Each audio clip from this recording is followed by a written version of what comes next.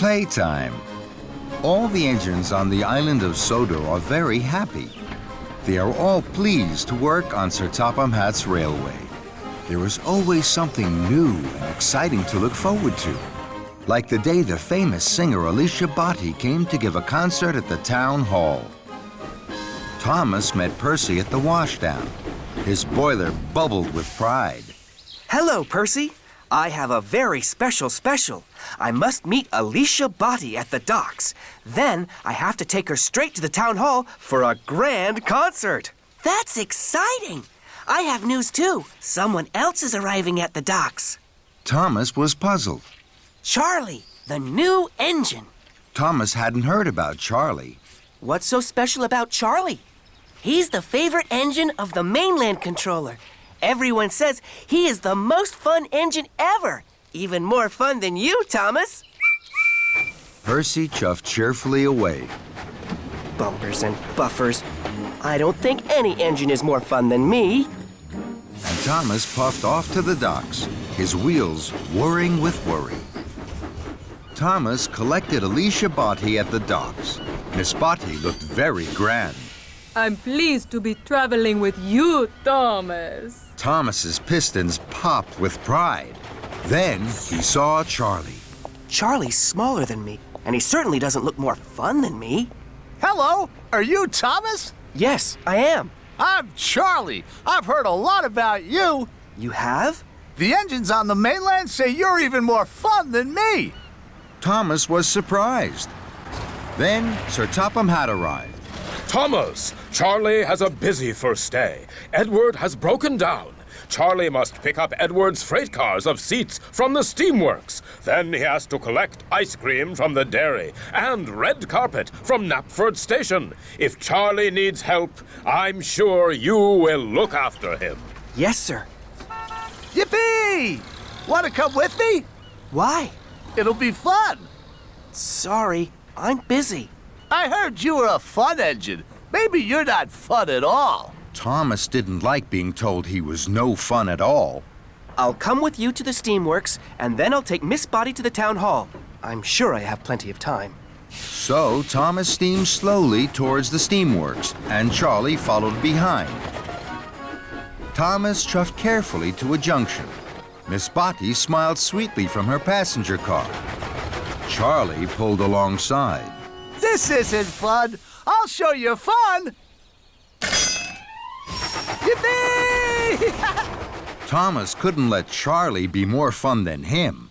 He pumped his pistons, bubbled his boiler, and fizzed his firebox. The race was on. Thomas and Charlie roared and raced. Their funnels were fiery. They were soon red-faced. Alicia Botti could not believe her eyes. My goodness me, this is a surprise. I thought Thomas was steady and slow. What thrills and what fun on the way to my show! The engines were laughing. The race was such fun. You're quick and you're speedy, but I'm number one. With a whoosh and a wheesh, the two engines pulled into the steamworks. Steady, boys. Who is your friend, Thomas? Charlie, he's new. I'm fun. And I'm Alicia Botti. Miss Botti, it is an honor to have you visit our steamworks. Kevin. Sorry, boss. And while Charlie was coupled up to Edward's flatbed, Miss Botti sang to the steamworks.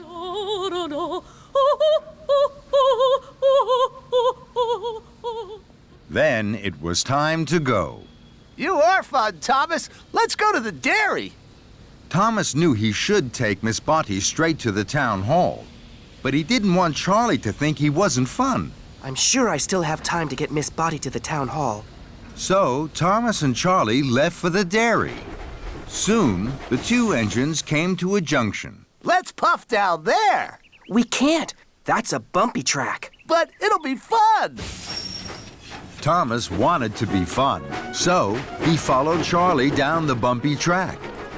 Thomas and Charlie bounced and bumped. Alicia Botti juddered and jumped.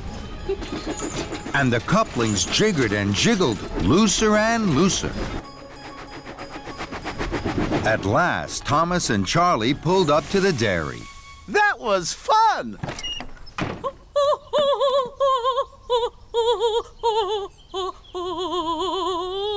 And this is even more fun. We must go, Miss Body. You mustn't be late for the concert. Bye-bye! If you were a really fun engine, you would race me to Knapford. Thomas knew he was late, but he wanted to be really fun. Just one last race, Charlie. Thomas and Charlie thundered and roared. Thomas thought he had never puffed so fast. I'm first. Let's race again! Then Gordon whooshed past. He was huffing grandly. He was taking Sir Topham Hatt to the town hall. Thomas gasped. I'm late. I must whoosh like the wind to the town hall. Thomas pumped his pistons, and he chuffed away quickly in a cloud of steam. I mustn't be late. I mustn't be late. Then there was trouble. Thomas didn't know that his couplings had unhooked. Thomas raced on to the town hall, alone. Thomas steamed to a stop. His cheeks were redder than James's shiny coat. Here I am, sir. Sir Topham Hatt looked hard at Thomas. Here you are, Thomas. But where are Annie and Clarabelle? And where is Miss Botty? Thomas felt terrible. He had been having fun when he should have been really useful. I'm sorry, sir. I've lost them. Sir Topham Hatt boomed.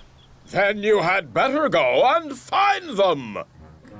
Thomas puffed to a junction. He had looked for Annie and Clarabelle, but he couldn't find them anywhere. Then Charlie chuffed up. He was on his way to the town hall. Hello, Charlie. I've lost Annie and Clarabelle and Miss Botty. The couplings must have come loose on the bumpy track and snapped when we were racing. Don't worry, Thomas. I have a good idea. What's that? We'll have a race. Whoever finds Annie and Clarabelle first is the #1 fun engine. Thomas was stern. He didn't think that was a good idea. No, Charlie. This isn't the time for fun. This is the time for being really useful. I have a very important job to do. And Thomas huffed away. Thomas chuffed carefully. He was very worried. Then Thomas heard singing. He smiled from buffer to buffer. That's Miss Botty singing. Hooray! Thomas found Miss Botty by the bridge. He had never heard anything as beautiful as Miss Botty singing. Miss Botty must go. I'm sorry I kept you waiting. And Miss Botty cheerfully waved goodbye as the crowd clapped and cheered. Thomas puffed to the town hall with Annie and Clarabelle. Sir Topham Hatt was cross. At last, Thomas. You've made Miss Botty very late. Not at all, Bertram. Thomas has made me very happy. I've had the ride of my life. So many people to sing to, and such fun. That made Thomas smile, and so did his fun friend Charlie. Time for a story. It was a beautiful day on the island of Sodor. The sun was shining and the birds were singing. Thomas had worked hard all morning.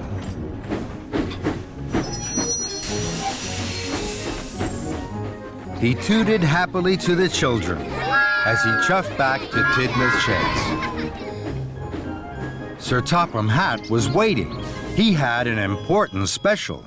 This afternoon, there is to be a special story time for the children at the library. I need an engine to collect the new storybooks from Maythwaite Station and take them to the library. Thomas wished his hardest that he would be given the special. Listening to stories with the children was his favorite thing to do. Thomas, you will deliver the special. Make sure the books are at the library on time. Thomas was excited. Yes, sir. And Thomas chuffed cheerfully away. Thomas puffed fast along the tracks. I mustn't be late for story time. I'll chuff and I'll puff to be there on time.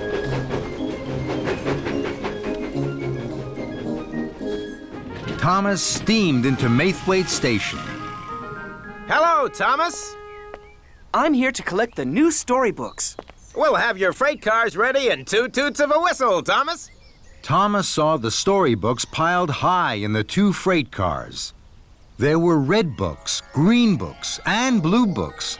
There were big books, small books, square books, and even round books. They look wonderful. Soon, Thomas was coupled up to the freight cars. I must hurry. I have to deliver the storybooks to the library on time. Thomas was very excited. He pumped his pistons and puffed quickly out of the station. Thomas didn't wait for the books to be covered. Thomas steamed quickly along the track.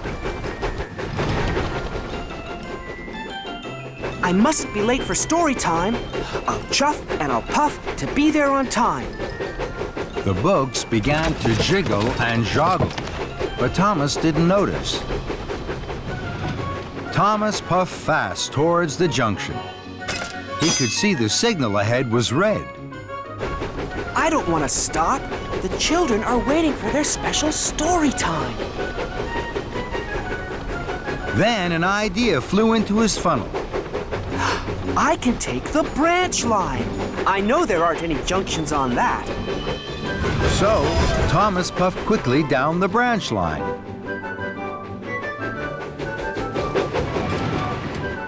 Thomas felt very pleased. He chuffed faster and faster, and the books jiggled and joggled more and more. But Thomas didn't notice. I mustn't be late for story time. I'll chuff and I'll puff to be there on time.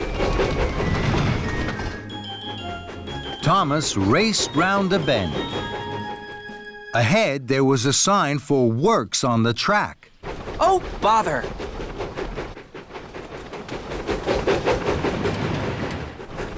I'm sure the works on the tracks won't stop me. So, Thomas puffed faster and faster. Then there was trouble. Workers were mending the broken track.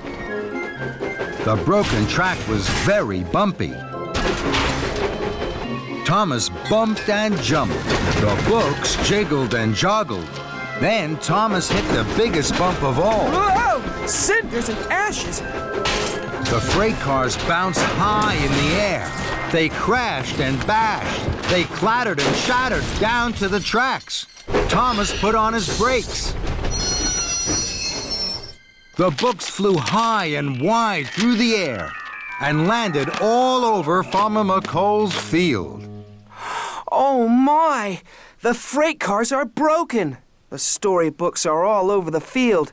And the children now won't have their special story time. And it's all my fault.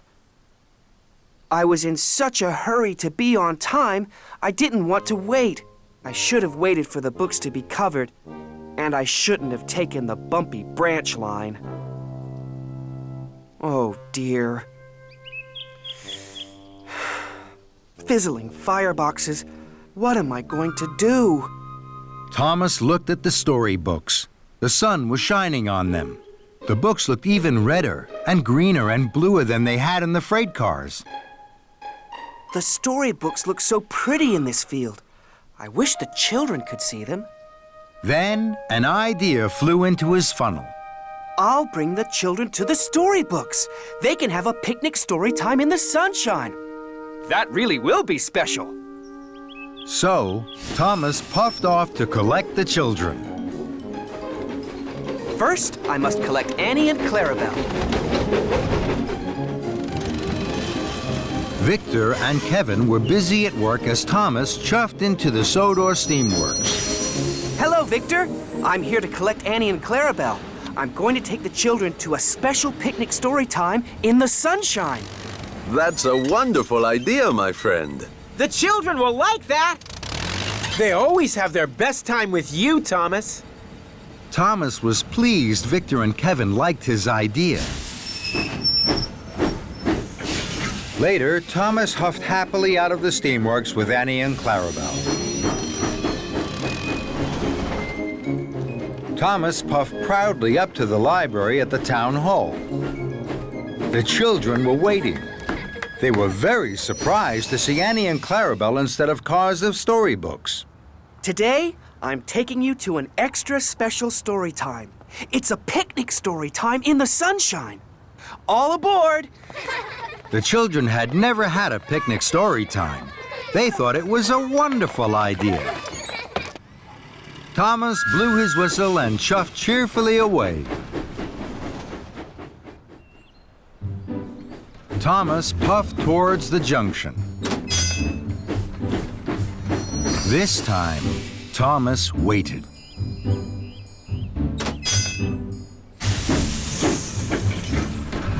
Then he took the branch line back to Farmer McCall's field.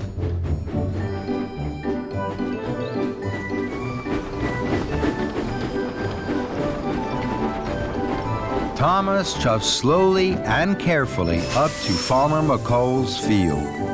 Here we are, the Picnic Story Time Special. The children cheered. They could see all the different colored books in the field.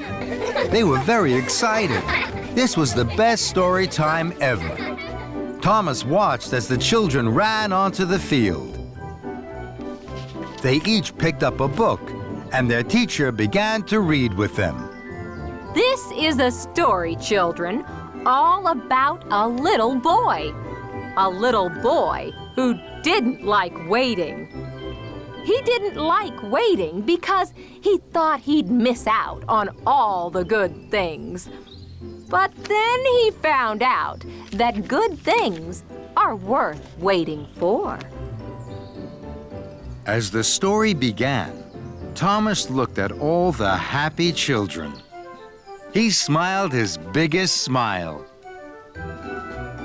The children's picnic story time really is worth waiting for. Toby's new whistle. It was a bright sunny day on the island of Sodor. All the engines chuffed cheerfully. Everyone was smiling. Everyone except Toby.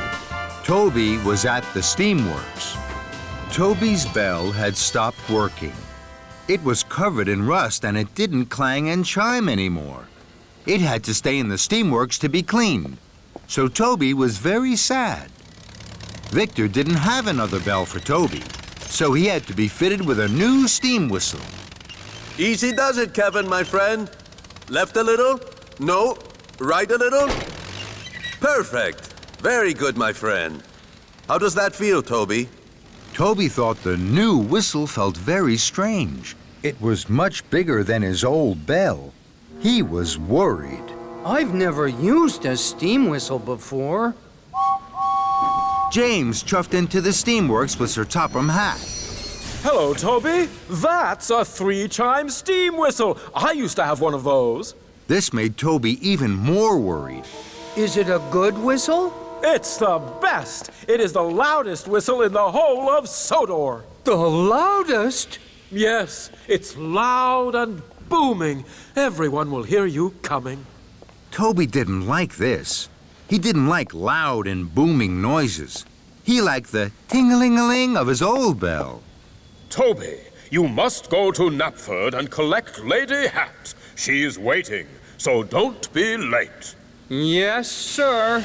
So Toby chuffed off to Knapford Station with his new 3-chime steam whistle. I wish I had my old bell back. I don't know how to use this new loud and booming 3-chime steam whistle. Then an idea flew into Toby's funnel. If I puff slowly and carefully, I won't need to use my whistle at all. I can do all my jobs and wait for my old bell to be fixed. This made Toby feel much happier. Toby steamed slowly through Sodor. Gordon huffed and puffed impatiently behind him. Out of my way, Toby, you old steam tram! You're making me late!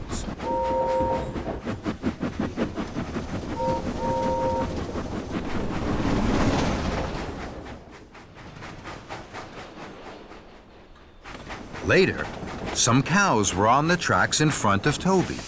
He couldn't puff past them. Go away, cows, please. I need to chuff through. But the cows didn't take any notice of Toby. They didn't move. They were too busy mooing and chewing. Toby knew what he needed to do. He needed to blow his new steam whistle, but Toby was scared. I don't want to use this new 3-chime steam whistle. I wish I had my little bell back. Then another idea flew into Toby's funnel. I know what I can do. I'll get help.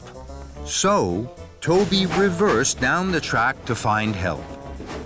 Some farm workers were working in the field. Excuse me. Hello? Hello? The farm workers didn't hear Toby. Toby blew steam and rattled his rods. But the farm workers still didn't hear Toby. They were too far away.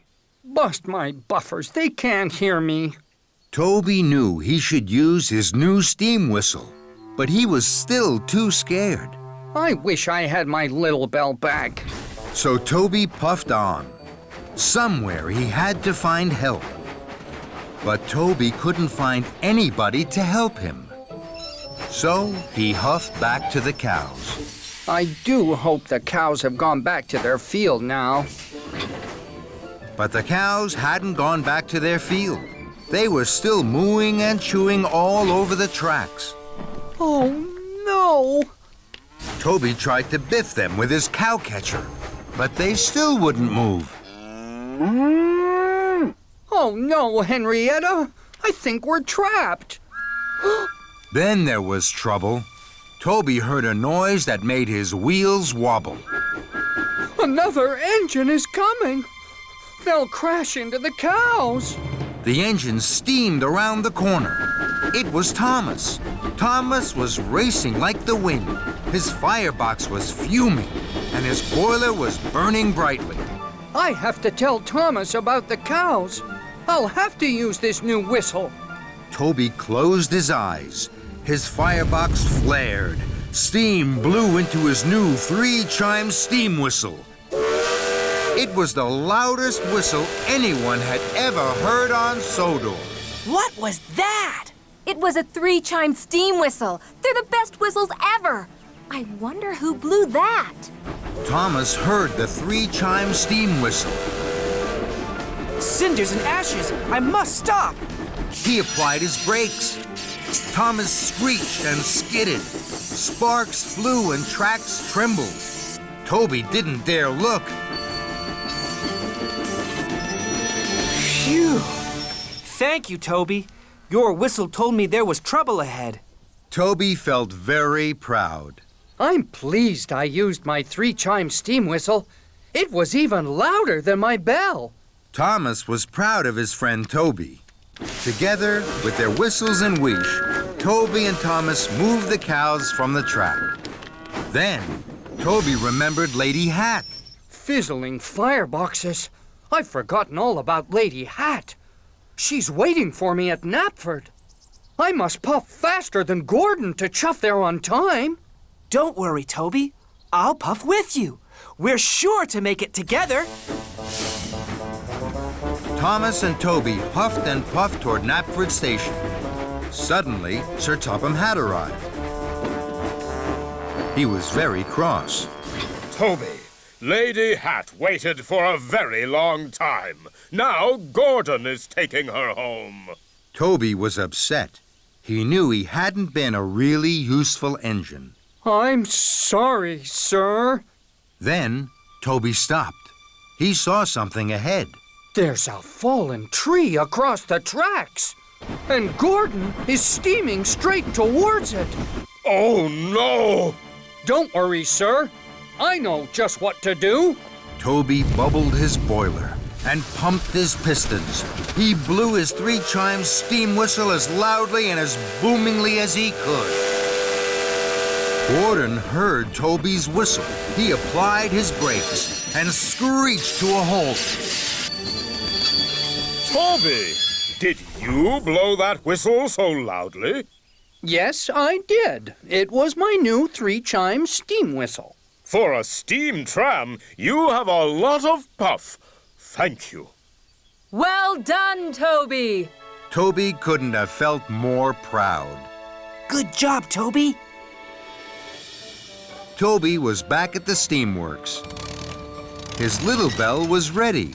It glistened and gleamed as if it were brand new. Toby was happy. Bye-bye, big new steam whistle. Victor and Kevin had heard the news that Toby had saved Thomas and Gordon. Well, Toby, my friend, it sounds as if you had a very busy day. Did you like the new 3-chime steam whistle? It was very useful. You can keep it if you like, my friend. No, thank you. My bell is the best of all. Thomas and the Runaway Kite. It was a bright blue morning on the island of Sodor. It was the day of the Sodor Kite Festival. Soon the sky would be full of kites of all shapes and colors. The engines were very excited about the Kite Festival. Thomas was the most excited of all because Thomas liked kites best of all. Thomas puffed into Brendam Docks. He had a very special. He was to collect the winner's cup for the Kite Festival. Thomas gasped when he saw the cup. Oh my! That's the most beautiful cup I've ever seen! Thomas, you must deliver the winner's cup to Knapford Station. Lady Hatt will give it to the winner at tea time. Thomas beamed from buffer to buffer. Yes, sir. I will chuff straight there. Thomas puffed proudly. He wanted everyone to see that he was pulling the winner's cup. Thomas pulled up to a junction. High in the sky, above the treetops, he saw a kite. Fizzling fireboxes. What a wonderful kite. I hope I will see it again. Thomas huffed and chuffed to the top of Gordon's Hill. Then he gasped. There's that wonderful kite again. The kite belonged to Sir Topham Hatt's grandchildren. They wanted to win the cup at the Kite Festival. Charlie puffed up. Look at that kite swoop through the air! Look, there's Thomas! Suddenly, a gust of wind pulled at the kite. The kite flew up, up, up, and away. Sir Topham Hatt's grandchildren watched. They were very sad. Thomas wanted to help them. Don't be sad. I'll chase after your kite and bring it back to you. This made the children very happy. I'm the fastest engine on Sodor. I can catch up with your kite. I'll help you, Thomas. No, thank you, Charlie. I'm much faster than you. I can chase this kite all by myself. So, Thomas didn't go straight to Knapford with the winner's cup. He chuffed off, chasing Sir Topham Hatt's grandchildren's runaway kite. The wind blew the kite far down the tracks. Thomas whooshed and wheeshed. His boiler bubbled. His coal crackled. I must keep up with the runaway kite. I'll puff and I'll huff with all of my might. I'm the fastest engine on Sodor. Then, the wind blew the kite out of sight. Where has the kite gone? Hello, Thomas. You're huffing hard. Hello, Edward. I'm chasing Sir Topham Hatt's grandchildren's kite. How exciting. Can I help? No, thank you, Edward. I'm the fastest engine on Sodor. I can chase their kite all by myself. At last, Thomas caught up with the kite. He was excited.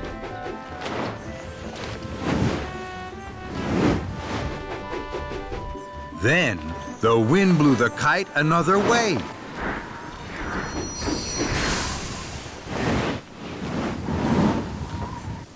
cinders and ashes. Come back, Mr. Kite, please.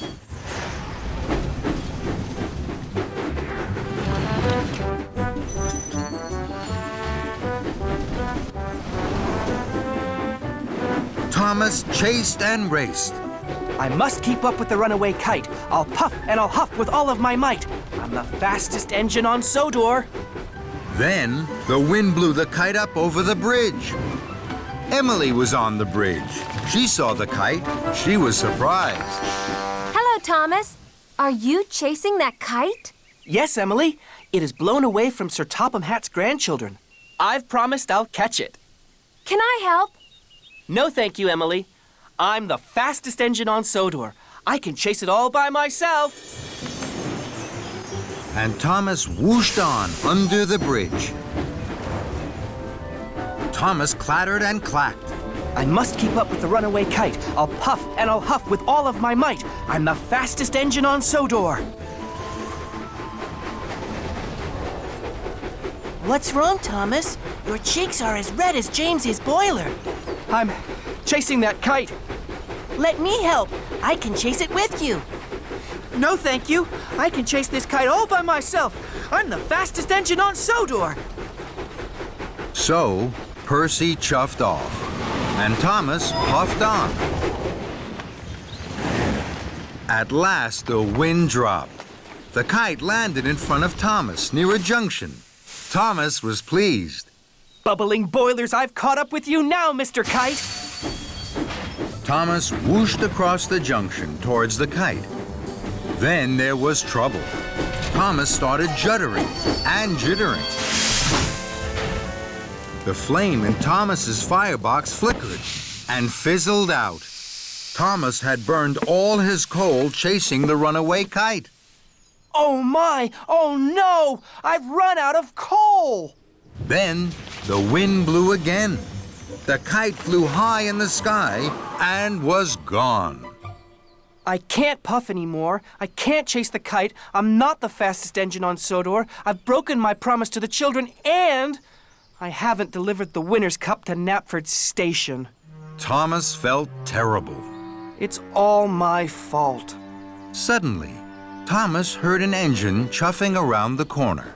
It was Charlie. What's wrong, Thomas? I ran out of coal trying to chase the kite. I thought you were the fastest engine on Sodor. I'm not. I was silly to think I could catch the kite on my own. Will you help me, Charlie? Of course I will, Thomas. Charlie gave Thomas some of his coal. Soon, Thomas's firebox was burning brightly. Thank you, Charlie. I'm late. I must deliver the winner's cup to Knapford Station. Can you look for the kite, please? With all my huff and chuff, Thomas. So, Thomas puffed to Knapford with the winner's cup. On his way to Knapford, Thomas stopped at a junction. Percy, Emily, and Edward were waiting. You look sad, Thomas. I didn't catch Sir Topham Hatt's grandchildren's kite. Will you all help me? Of course we will, Thomas. Right away. With no delay. Thomas's friends were happy to help him, and Thomas was happy to be helped. Thomas arrived at Knapford Station with the winner's cup. Sir Topham Hatt's grandchildren raced over. Hi, Thomas. They hoped Thomas had found their kite. I haven't found your kite, but all my friends are looking for it now. Come with me. So, the children climbed cheerfully on board. Thomas puffed to a junction. Suddenly, the kite flew in front of Thomas. There's the kite. Emily, Percy, Edward, and Charlie chuffed to the junction. The kite danced between them. Then, it caught its tail on the signal. Hooray! We've caught the kite! The engines tooted, the children cheered. With the help of my friends, we caught the kite. And later that day, at the Kite Festival, Sir Topham Hatt's grandchildren's kite danced best of all, as the wind blew it high up in the sky. And Thomas smiled and smiled. Splish, splash, splosh. It had been raining and pouring on the island of Sodor. The engines were splattered and sploshed with mud. Thomas liked the rain. It splish-splashed on his boiler and pitter-pattered on his paintwork. Thomas and Rosie had biffed and bashed all day at the shunting yards. Now it was time to go. Come on, Rosie. I'll race you to Tidmouth Sheds. The two friends puffed along the tracks, straight through a very big puddle. Thomas and Rosie were splashed from footplate to fender in muddy rainwater. That was fun. Then, an idea flew into Thomas's funnel. Thomas reversed slowly. Then he pumped his pistons. Here I come, Rosie. Splish, splash, splosh! That's a good game. Here I come, Thomas. Splish, splash, splash! Muddy water splattered everywhere. Then Sir Topham had arrived. He had some important news. Alicia Botti is to sing at a concert in the town hall. The concert will be followed by a grand tea. That's exciting. What fun! Thomas, you must go straight to the washdown. Then you are to collect Miss Botti and myself from Dryaw Station. We will be waiting for you. Yes, sir. Rosie, you must collect Annie and Clarabelle and take them to Dryaw for Thomas. Yes, sir. Right away, sir. See you later, Rosie. And Thomas and Rosie chuffed quickly away. Thomas pulled up at the junction to the washdown. He saw a very big puddle on the other track. Charlie was waiting right by it. He was very muddy. Splashing Rosie was such good fun. I'm sure Charlie would like my game, too. And I'm sure I have time for another puddle before the washdown. So, Thomas didn't take the track to the washdown. He took the track through the middle of the very big puddle. Here I come, Charlie! Splish, splash, splosh! Bust my buffers. That's a good game. Thomas huffed happily on. Hooray! This is fun. Now, Thomas wanted to find more puddles. He couldn't wait to play his game with other engines. At the next junction, Thomas waited to chuff left to the washdown. Then he saw a very big puddle on the right track. Emily was waiting. Emily's muddy already. I'm sure she'd like my game, and I'm sure I have time for another puddle before the washdown. Here I come, Emily! Splish, splash, splosh! Muddy rainwater had splooshed all over Emily and all over Emily's flower cars. Fizzling fireboxes! I have to take this flour to the bakery to make the cakes for Alicia Botti's tea. Now Thomas has ruined it. Thomas didn't know he had splashed Emily's flower cars. This is fun. Splish, splash, splosh. I'll soon need a wash. And Thomas chuffed on, chuckling. At the next junction, Thomas waited to chuff to the washdown. Then he saw a very big puddle right beside James. James is muddy already. I'm sure he'd like my game, and I'm sure I have time for just one more puddle before the washdown. Here I come, James! Splish, splash, splosh! And Thomas steamed away laughing. Muddy rainwater had splooshed all over James and all over the ripe strawberries on his flatbed. Blistering boilers! These strawberries were for Alicia Botti's cakes! Now they're ruined. Thomas didn't know he had splashed James's strawberries. This is fun! Splish, splash, splosh! I'll soon need a wash! And Thomas puffed on happily. Thomas chuffed up to the next junction. Now it was getting late.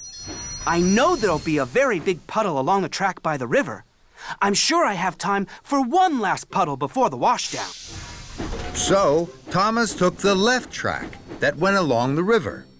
Ahead of him was a very big puddle. My! This is the biggest puddle ever! Here I come! Splish, splash, splosh! Then there was trouble. Muddy water flew high into the air and splooshed down all over Alicia Botti and Sir Topham Hatt. Thomas! Thomas screeched to a stop and reversed slowly. He saw that he had splish, splash, splashed Alicia Botti and Sir Topham Hatt. Cinders and ashes! Look what you've done to Miss Botti. She's soaked.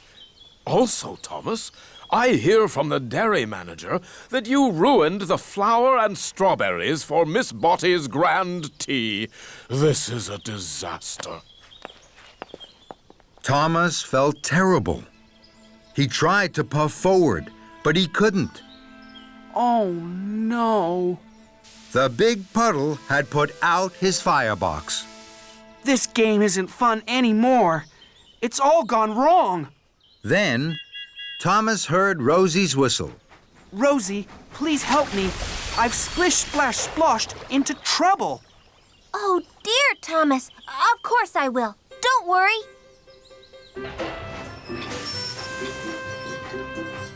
Rosie heaved and huffed Thomas onto dry tracks.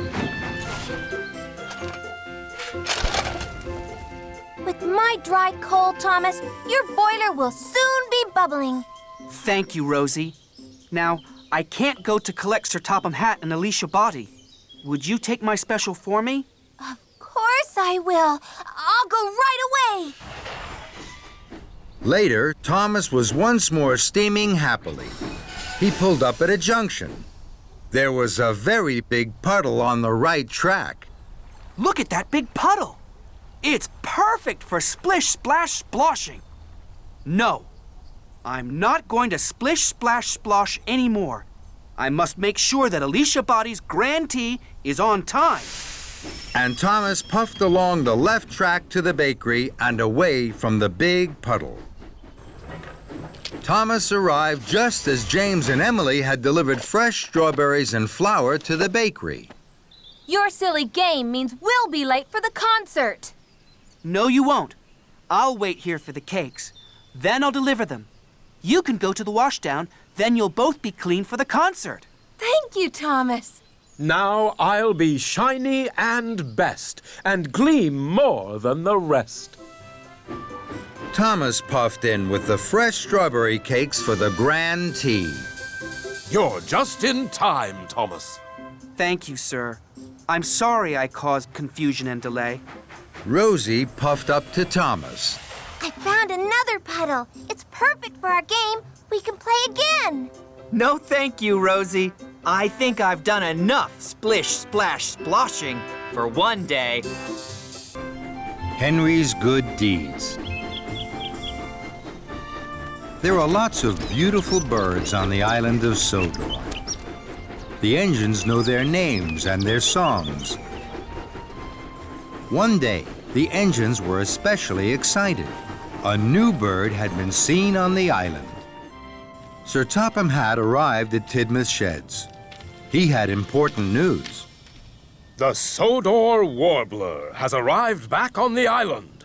Very few people have ever seen this bird, so a lot of visitors will be coming to our island. You will all be very busy taking them to spot the bird. Remember your passenger cars at all times, and remember not to frighten the warbler. Henry was worried for the warbler. Do you think the Sodor warbler will be scared of engines? No, Henry, not if you're really useful, and I need you to be really useful. Yes, sir. You must deliver a nesting pole to Bluff's Cove. Percy was puzzled. What's a nesting pole? It's a tall pole with a shelf on top. Birds build their nests on it. Percy liked this idea. Do you understand, Henry? Yes, sir. I will deliver the pole straight away. Good. We hope the Sodor warbler will make its home here once more. That's a very exciting special, Henry. Henry was happy. He puffed away proudly.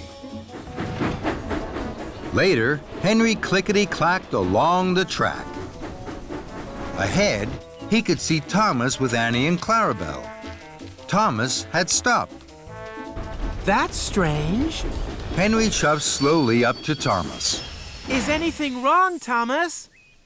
No, Henry. I'm letting Farmer McCall cross with his sheep. Henry could see the sheep tripping and tapping across the tracks. Thomas, you helped me. That's a good deed. Well done.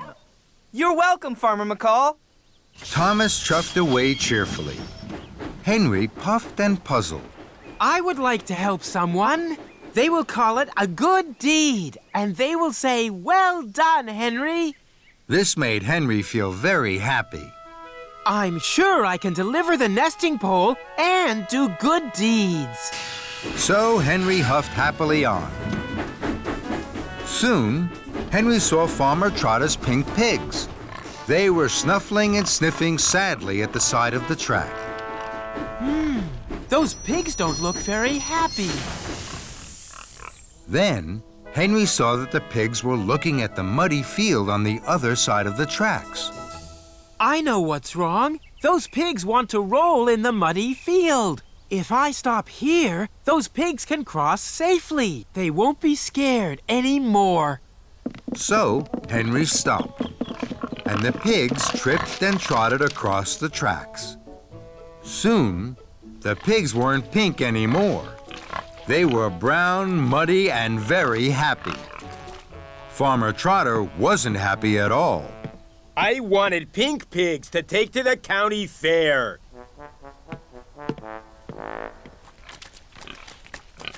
Henry was sorry. Oh dear, Farmer Trotter is cross. I didn't help at all. Suddenly, an idea flew into Henry's funnel. I'll reverse back down the track. Then the pigs will have more room to cross. Henry pumped his pistons. His wheels whirred. He puffed steam and he chuffed backwards. This should help, Farmer Trotter. But it didn't help. The pigs were scared by Henry's steam and the whir of his wheels. They scattered and clattered into the apple crates. The apples rolled everywhere. This made the pigs very happy. They munched and scrunched the rosy red apples. But now they wouldn't move from the tracks. That made Farmer Trotter even more cross. Bust my buffers. My idea wasn't a good deed at all. Just then, Thomas puffed up on the down line. Annie and Clarabelle were full of visitors to see the Sodor warbler. Cinders and ashes. How am I going to puff through? The Sodor warbler has been spotted in the fenland fields. I'm in a hurry. I'm sorry, Thomas. I was trying to help Farmer Trotter. I'm sure I can help you. I'll take your visitors to the fenland fields. We'll be there in good time.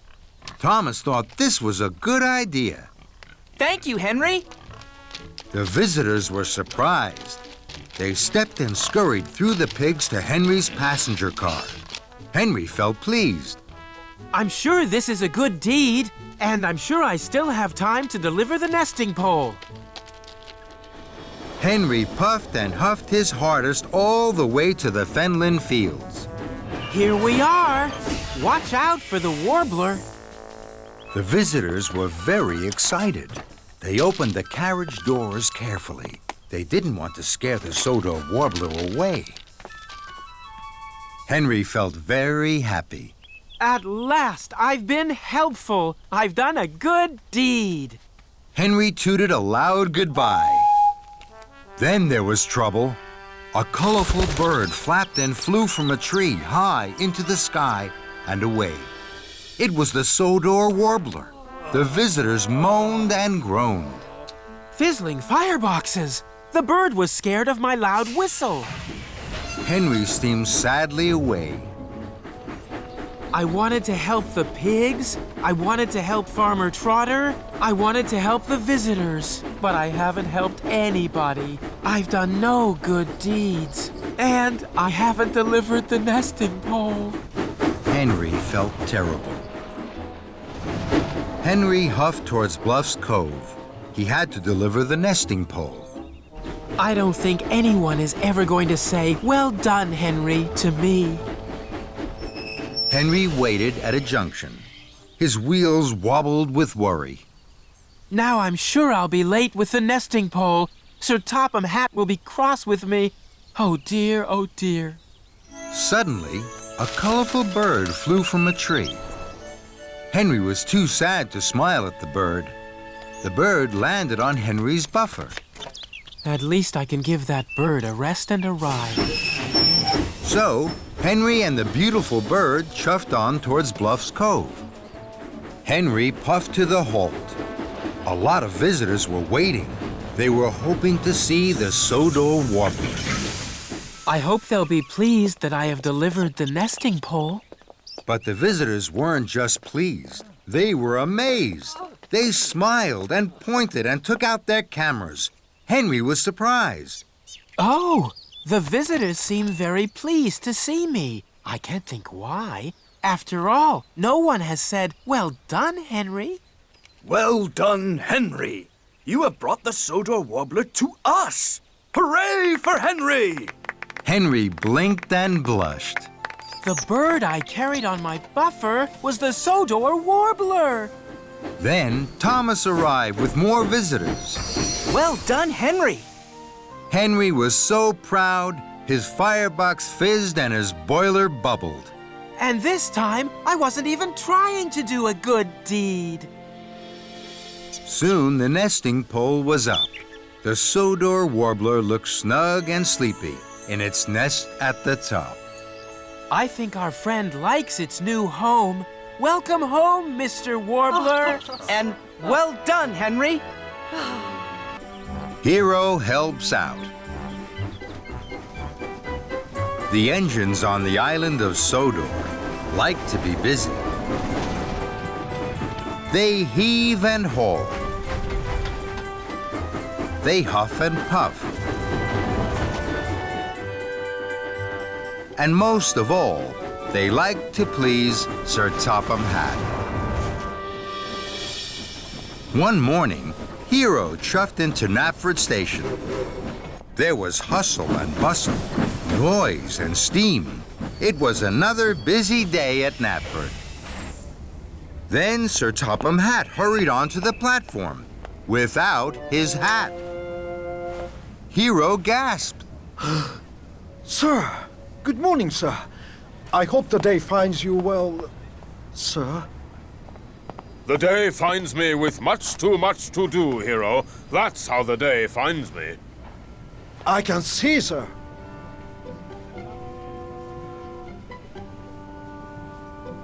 What are you staring at, Hiro? Nothing, sir. Just your hat, sir.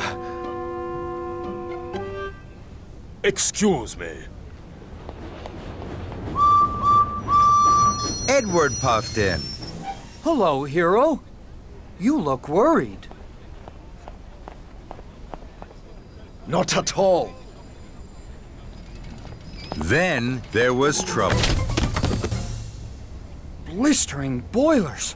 In all my long years, I've never seen that before. Hiro was worried for Sir Topham Hatt.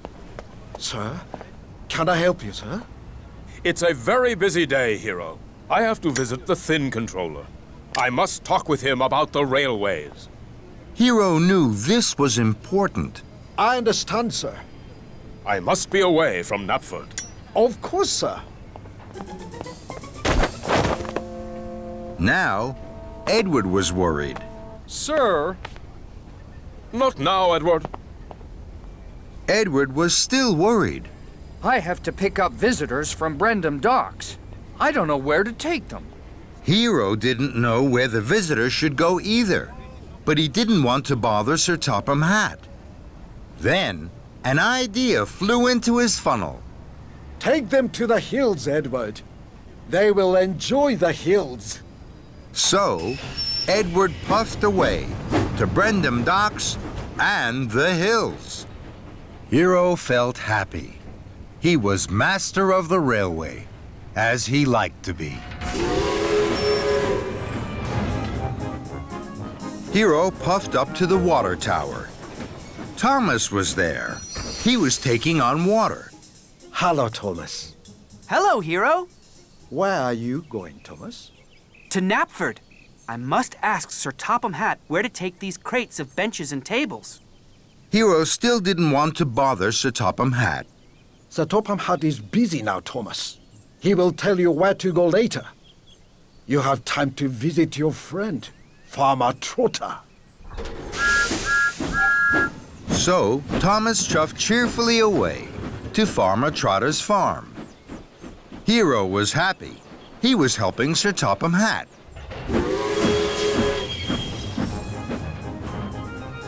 Hiro steamed up to a junction.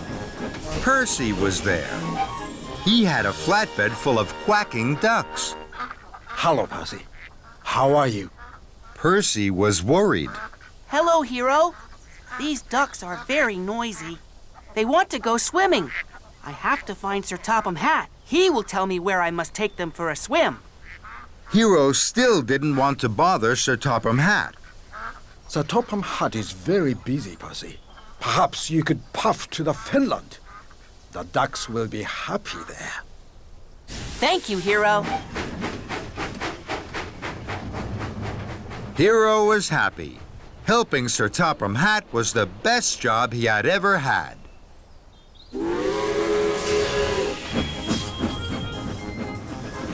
Hiro huffed happily to a crossing. Sir Topham Hatt was there.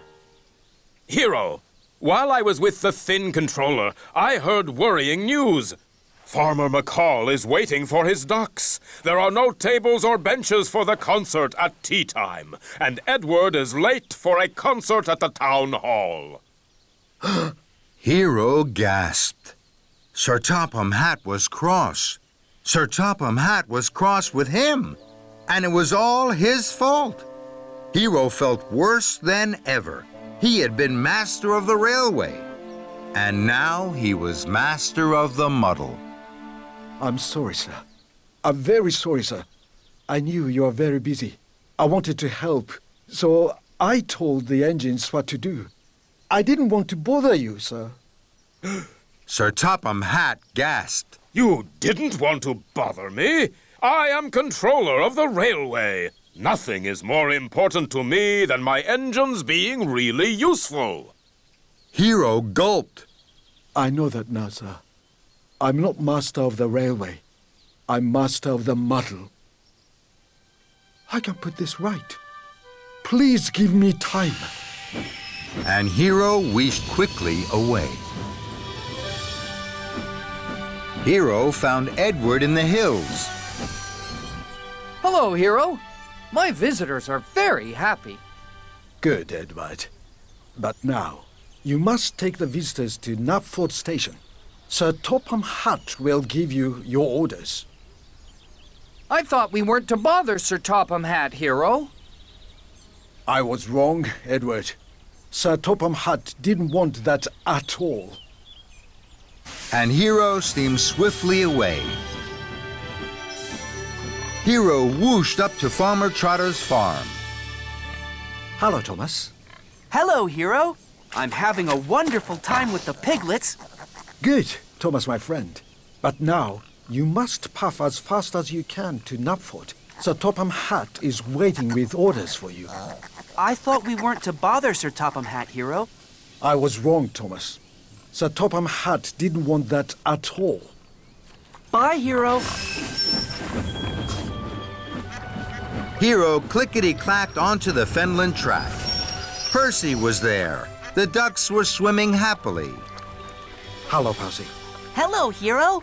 The ducks are very happy. I'm pleased to hear that, Percy. But now, you must take the ducks to Knapford. Sir Topham Hatt has orders for you. I thought we weren't to bother Sir Topham Hatt. I was wrong, Percy. Sir Topham Hatt didn't want that at all. But how can I get the ducks back into their crates? I will help you, Percy. Hiro blew his whistle. It sounded like a duck quacking. The ducks flapped and flew into their crates. Thank you, Hiro.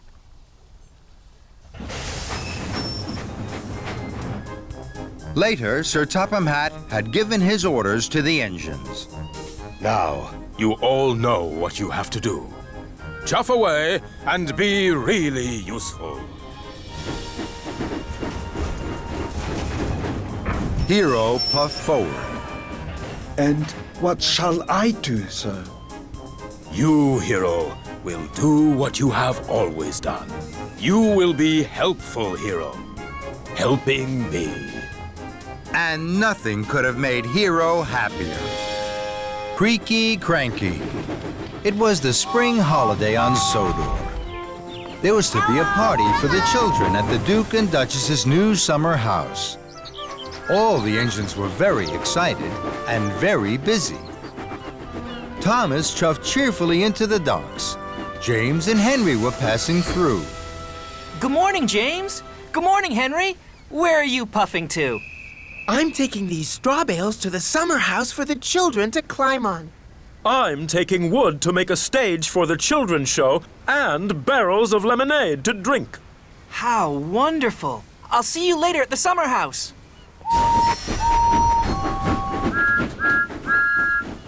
Good morning, Cranky. What's good about it? It's the Duke and Duchess's party day. Party smarty. I don't go to parties. I'm stuck here loading and unloading all day. I haven't had a moment to rest my hook. That load is for me. It's eggs for the children to paint. Hurry up, Cranky. You're creaky, Cranky. What's the matter? Are the eggs too heavy a load for you? Cranky didn't like Thomas's joke. He didn't like being called creaky. No, they're not too heavy for me. They're light as fluff. You're not strong enough to pull anything heavier than fluff, Tiny Thomas. That's why Henry and James have the heavy loads. Now Thomas didn't like Cranky's joke. Fizzling fireboxes, I'm as strong as any other engine. You're not as strong as me. I can lift much heavier loads than you could ever pull. Thomas really didn't like that. We'll see, Cranky. I have lots of time to deliver the eggs. First, I have to prove Cranky wrong. James has a heavy load. I'll go and find James. So Thomas steamed sternly out of the docks. Thomas found James at the junction by the washdown. Hello, James. I don't have a lot of jobs today. Shall I deliver your heavy load of wooden barrels for you? You can stay here at the washdown. Then you'll be perfectly polished for the party. James thought this was a very good idea. Thank you, Thomas. So James was uncoupled from the heavy flatbed of wood, and Thomas was coupled up. The flatbed was heavy. Puffing and puffing, Thomas set off for the docks. Thomas chuffed back into the docks. You again. What are you doing with that wood? This flatbed is very heavy. I'm sure you can't lift it. Cranky looked at the flatbed of wood and barrels. I'm sure I can. Cranky's hook swung low over the wood. Thomas watched and waited. With a creak and a crank, and a crank and a creak, Cranky raised the flatbed into the air. Thomas's boiler buzzed. Told you so. You're still creaky, Cranky. And you're still Tiny Thomas. That made Thomas very cross. I will prove Cranky wrong, and still have time to deliver the eggs. I'm sure Henry had an even heavier load. I'll go and find Henry. So Thomas steamed stormily away. Thomas found Henry waiting by the coal hopper for his special coal. Hello, Henry. I don't have a lot of jobs today. Shall I deliver your heavy load of straw bales for you? Then you can wait here for your special coal. Henry thought this was a very good idea. Thank you, Thomas. So, Henry was uncoupled from the heavy flatbed of straw bales, and Thomas was coupled up. The flatbed was very heavy. Huffing and puffing, Thomas set off once more for the docks. Soon, Thomas puffed back into the docks. You again. Now, what are you doing with those straw bales? This flatbed is very, very heavy. I'm sure you can't lift this. Cranky looked at the flatbed of straw bales. I'm sure I can. Cranky's hook swung low over the straw. Thomas watched and waited. With a creak and a crank, and a crank and a creak, Cranky raised the flatbed of straw into the air. Thomas's funnel fizzed. Told you so. You're still Creaky Cranky. And you're still Tiny Thomas. That made Thomas even crosser. More than ever, Thomas wanted to prove Creaky Cranky wrong.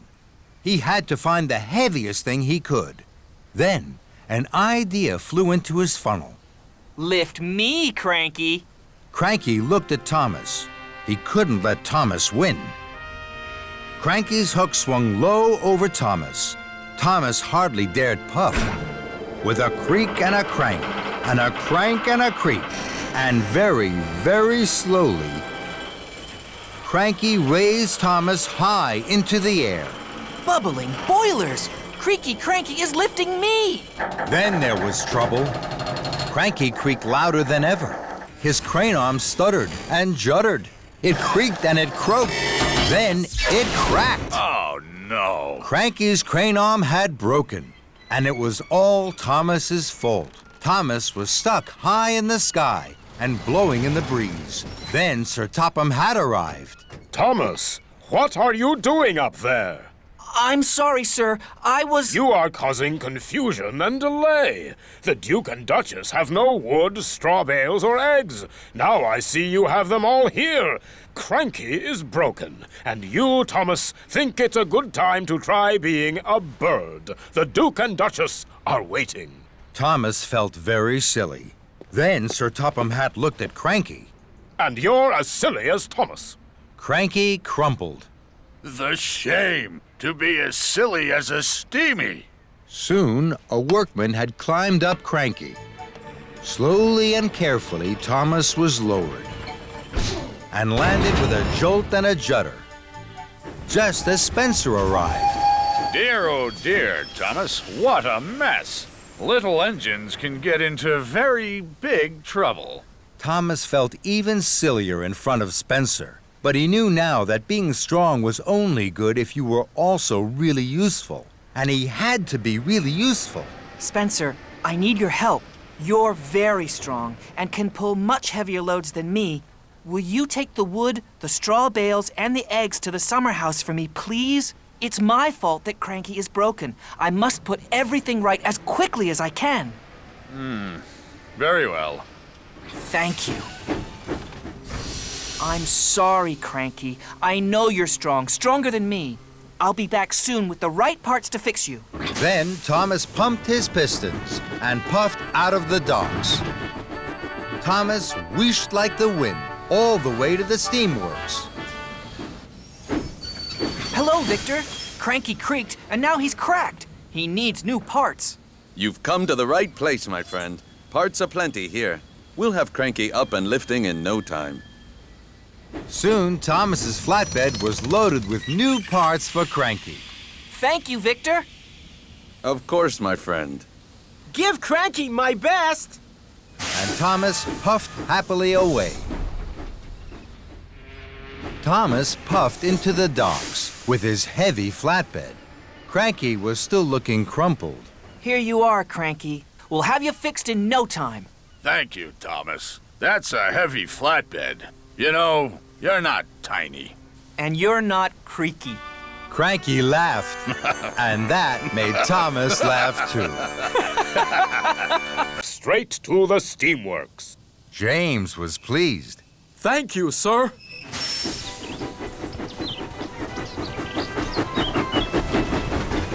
I will be the smartest engine on the whole island. James whistled with pride. James puffed proudly into the steamworks. Workmen were waiting. First, they took off James's old coat of red paint. Then they applied a special pink paint. The pink paint was to go under the new red coat. It was to keep the water out. Soon, James was covered from fender to firebox in bright pink paint. Just then, Sir Topham had arrived. My granddaughter is having her birthday party today. Emily was to pick her up at Maithwaite Station, but she has broken down. The other engines are busy. You must collect the children and take them to the party. But, sir, I'm not ready. You're quite ready enough, James. Leave right away. The party starts at tea time. You mustn't be late. Sir Topham Hatt left. James was upset. Oh, no. Pink is a silly color. I don't want anyone to see me looking silly. James puffed up to a junction. Emily was there. She was waiting for the workmen. Cinders and ashes! You're bright pink, James. Emily laughed and laughed. Oh, no. Everyone is going to laugh at me because I'm pink. James didn't want to be laughed at. Then an idea flew into his funnel. If I see any other engines on the way to the children, I'll hide.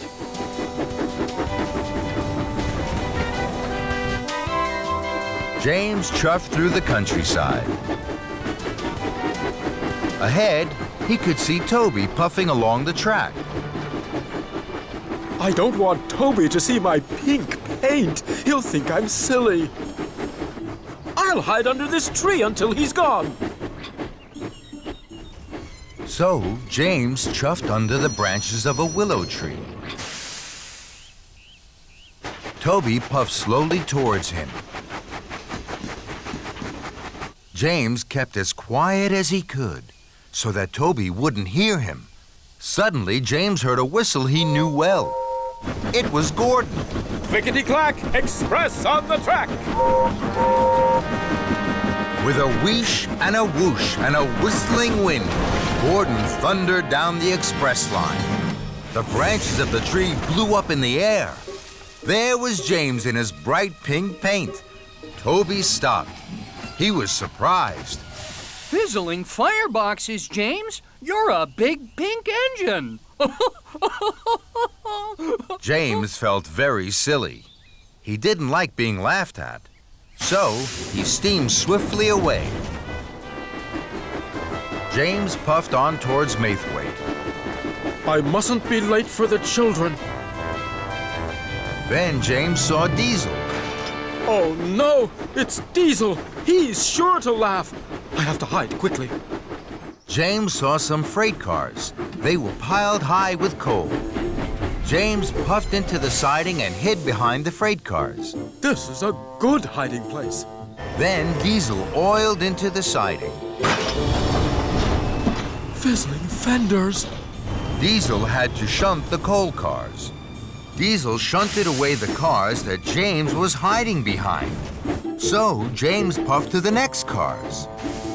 Then Diesel shunted those away as well. Quickly, James rolled behind the last two freight cars. Then Diesel shunted them away. Oh, no. Diesel was surprised. What are you doing, James? You're a big pig steamy. James felt terrible. Being laughed at by Diesel was worst of all. So James chuffed quickly away. James knew he was getting late. He had to pick up the children before tea time. I will take a shortcut through this tunnel. That way, I'm sure to chuff to Maithwaite on time. James puffed out of the tunnel. Then he heard a whistle. It's Gordon! Oh, no! I don't want Gordon to laugh at my silly pink paint. I have to hide. So James reversed back into the tunnel and waited. Gordon pulled up to the tunnel. He could see steam. Who's hiding in there? Express coming through. Come on out. James didn't want to come out. He was sure Gordon would laugh at him. Then Thomas and Percy puffed up. What's happening? Who's in there? I don't know, but the express can't wait. James knew the engines were waiting for him, and so were the children. If I keep hiding, I'll be late to pick up the children, and they'll be late for their party. So, with a puff and a huff, James chuffed slowly out of the tunnel. He was very unhappy. James, you're all pink. What a funny color. I'd hide too if I was bright pink. James felt terrible. All the engines were laughing, but James knew what he had to do. I feel very silly, but I can't let the children down. James hurried to Maithwaite as fast as his pistons could pump. James saw Spencer at a junction. Spencer thought James looked very silly. Oh dear, James. Bright pink really isn't your color. James didn't like this, but this time, even though he felt silly, he didn't hide. I mustn't be late for the children.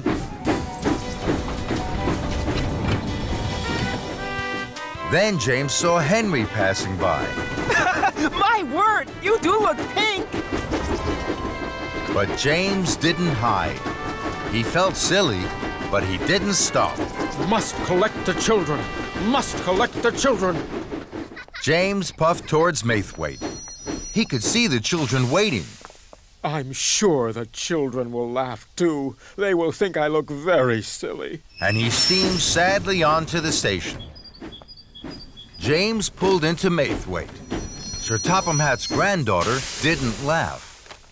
And she didn't think James looked silly at all. She smiled. She was very excited and very happy. James, you're a pink engine. Pink is my favorite color. James couldn't believe it. Do you really like pink? I love pink, and so do all my friends. Look! Pink is our favorite color! James was so happy it made his boiler bubble. I'm a very lucky engine! James puffed proudly into the town hall, just in time for the party. The children laughed and clapped their hands.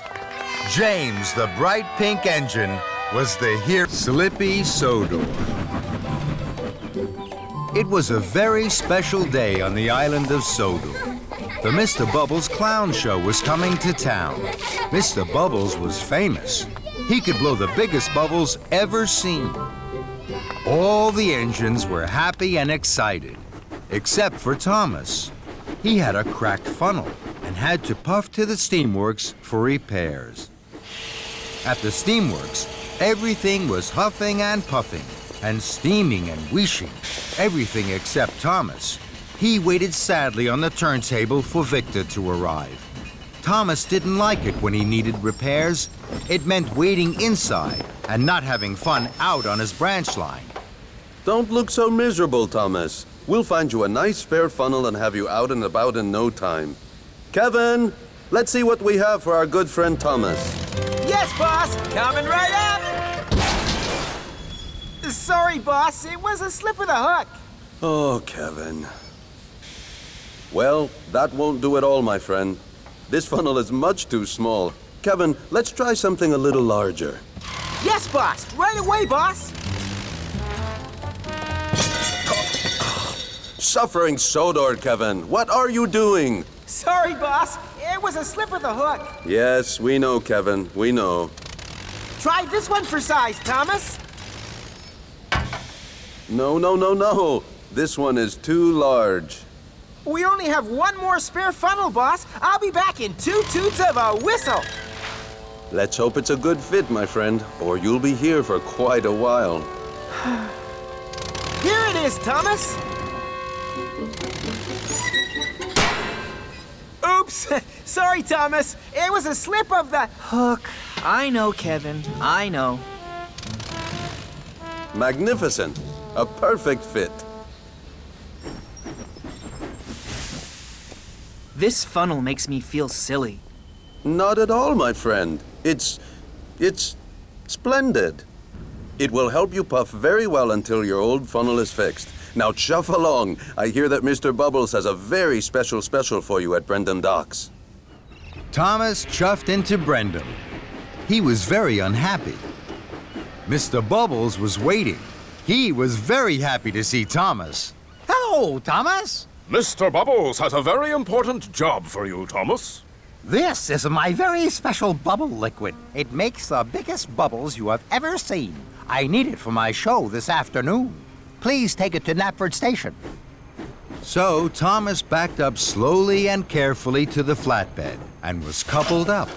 Now you mustn't spill any of the liquid, Thomas. Puff slowly and carefully. Yes, sir. We'll meet you at Knapford. Then James chuffed up. Hello, Thomas. That's a funny funnel. Thomas didn't want a funny funnel. He wanted his old funnel back. And he didn't like James laughing at his funny funnel. So Thomas pumped his pistons and raced away as quickly as he could. He forgot all about going slowly and carefully. Later, Thomas stopped at a crossing. He saw Gordon. Hello, Thomas. Oh, that's a funny funnel. Thomas didn't want a funny funnel. He wanted his old funnel back. And he didn't like Gordon laughing at his funny funnel. So Thomas pumped his pistons and raced away from Gordon as quickly as he could. He wasn't thinking about going slowly and carefully. Bubble liquid splished out and sploshed onto the road. But Thomas didn't notice. Sir Topham Hatt was driving Mr. Bubbles on the road. Then there was trouble. The car skidded and skated right into a muddy ditch.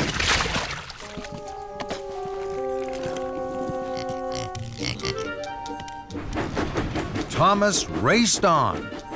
He stopped at a signal and saw Henry in a siding. Hello, Thomas. Oh, that's a funny funnel.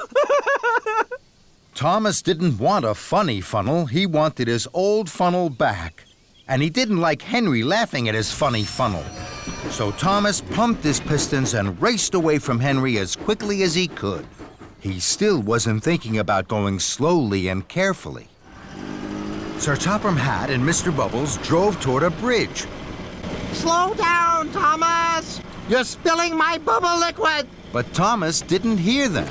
More bubble liquid splished out and splashed onto the road. Sir Topham Hatt's car skidded and skated right into a haystack. But Thomas didn't notice. He went even faster. And so did Sir Topham Hatt and Mr. Bubbles.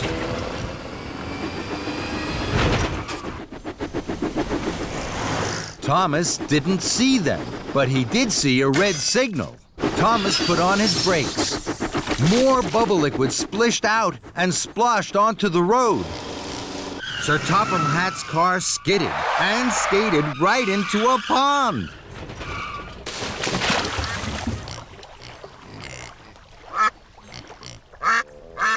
But Thomas was too worried about his funny funnel to notice. He raced on towards Knapford. At last, Thomas puffed into Knapford, just as Sir Topham Hatt and Mr. Bubbles arrived. Sir Topham Hatt was very cross. Thomas, you were going much too fast. The special bubble liquid splished and splashed out of the tank. And now the tank is empty. And it's almost time for my show to start. The children will be very disappointed. Thomas felt terrible. I'm sorry, sir. The only special bubble liquid left is at Brendam Docks. Now, there isn't time to pick it up before the show. Yes, there is. I'm sure I can puff to Brendam and back in time for your show. Very well, Thomas. But this time, you must be careful. Yes, sir. Thank you, sir. And Thomas chuffed quickly away. Soon, Thomas arrived back at Brendam Docks. A new tank of bubble liquid was loaded onto his flatbed, and Thomas puffed carefully away. Thomas saw Edward at a crossing. Hello, Thomas. That's a funny funnel. Thomas didn't like Edward laughing at his funny funnel. But this time, Thomas didn't pump his pistons and race away from Edward as quickly as he could. He chuffed carefully on to Knapford. Then, Thomas puffed past some children. The children saw his funny funnel. They were excited. They thought Thomas was going to be part of Mr. Bubble's show. Thomas was surprised. He gave the children an extra loud toot. The children laughed even more. Thomas liked to see the children laughing. They're laughing at my funny funnel. It makes them happy. And that made Thomas happy. Thomas steamed back into Knapford. The children cheered. Well done, Thomas. You haven't spilled one drop of my special bubble liquid. And you're just in time for my show. Later, the children clapped and cheered at the Mr. Bubbles Clown Show. They had never seen such big bubbles. Then the children spotted that Thomas's funny funnel looked just like Mr. Bubbles' hat.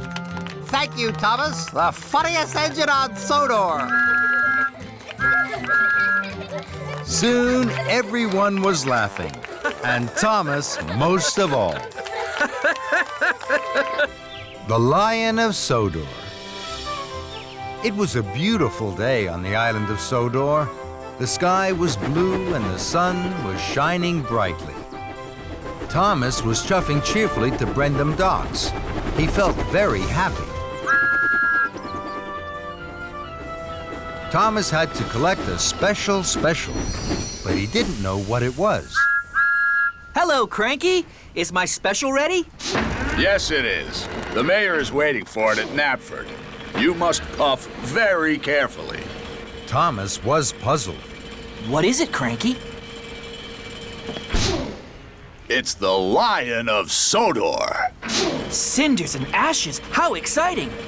I promised to take extra special care of it. I've never carried a real live lion before.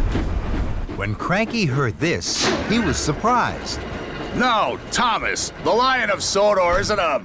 But Thomas was too excited to listen to Cranky. He was already puffing proudly out of the docks. Thomas puffed happily along. Then he met Henry. Hello, Thomas. You look happy. What's your special? It's a lion. Bust my buffers. That's exciting. I only have sticky syrup to deliver. Suddenly, an idea flew into Thomas's funnel. I promised to take extra special care of my lion. I think he might really like sticky syrup. Could I have some for him, Henry? Of course. Thomas's engineer poured some sticky syrup into the lion's crate. Thank you, Henry. I have to hurry now. The mayor is waiting for the Lion of Sodor. Henry was surprised. Fizzling fireboxes! Thomas has made a mistake! Stop, Thomas! The Lion of Sodor isn't a... But Thomas didn't stop, and he didn't listen. Next, Thomas met Edward. Hello, Thomas. You look happy. What's your special? It's a lion. Flatten my funnel. How exciting. I only have to deliver fresh fish. I think my lion would really like fresh fish. May I have some for him, Edward? Of course. So, Thomas's driver put some fresh fish into the lion's crate. Thank you, Edward. I must hurry now. The mayor is waiting for the Lion of Sodor. Edward was surprised. Clattering coaches. Stop, Thomas! The Lion of Sodor isn't a... But Thomas didn't stop, and he didn't listen.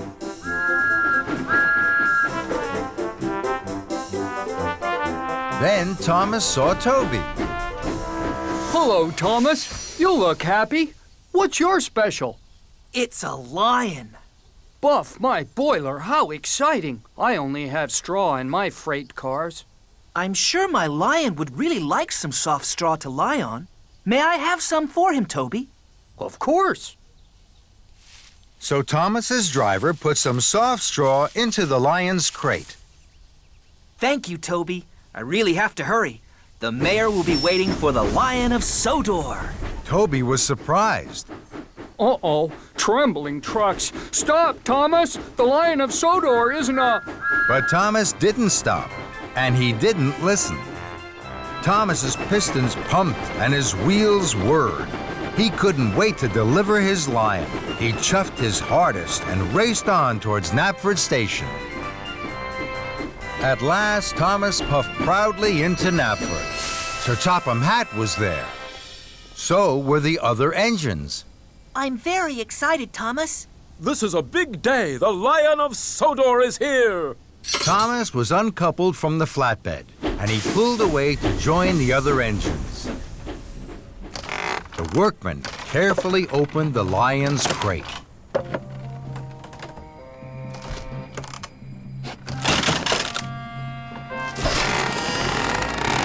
Then the engines gasped. The Lion of Sodor wasn't a real lion at all. It was a statue. And now it was covered in sticky syrup, fresh fish, and straw. Sir Topham Hatt was cross. Thomas, this is a terrible mess. Gordon and James laughed, and Thomas felt very silly. I'm sorry. I thought I had a real lion in my crate. I wanted to take extra special care of it. I didn't know the Lion of Sodor was a statue. So Sir Topham Hatt told Thomas all about the Lion of Sodor, and the other engines listened carefully. So you see, Thomas, it was the most famous statue on Sodor. Then it broke. This is the shiny new statue we have been waiting for. The mayor is coming at tea time, and now look at it. I'll make sure it's clean, sir. I promise the Lion of Sodor will be shiny and new again in no time. Very well, Thomas. Thomas still felt very silly. Cheer up, Thomas. I didn't know the Lion of Sodor was a statue either. It all happened a long, long time ago. Not many engines remember that time. We tried to tell you, but you didn't stop. I'm sorry, Henry. I should have listened. Now I must hurry. I must get the Lion of Sodor cleaned right away. Why don't you take it to the washdown? This time, Thomas listened. What a good idea! Thank you, Henry. Thomas was coupled to the flatbed and he chuffed quickly away. Thomas took the Lion of Sodor to the washdown. Soon, the sticky mess was washed off. That looks much better, Thomas. But now the statue isn't shiny. Take it to the steamworks, Thomas. They'll polish it until it sparkles and shines. This time, Thomas listened. Thank you, Edward. That's a very good idea. Victor will know just what to do. And Thomas puffed quickly away.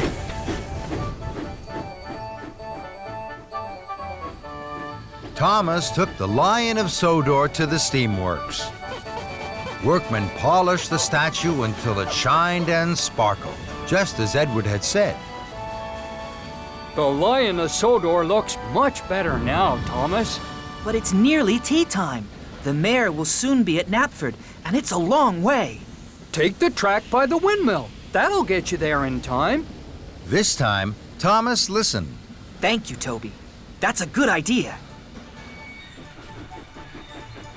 Thomas took the shortcut past the windmill. He huffed and puffed as fast as his pistons could pump towards Knapford. Children cheered and passengers waved as Thomas chuffed by. Everyone wanted to see the Lion of Sodor, and everyone wanted Thomas to stop. I can't stop now. I mustn't be late. The mayor will be at Knapford, and he won't wait. and Thomas whooshed on his way. Thomas puffed proudly into Knapford Station. The mayor had just arrived. He was delighted to see the new Lion of Sodor. The statue shined and sparkled in the sun.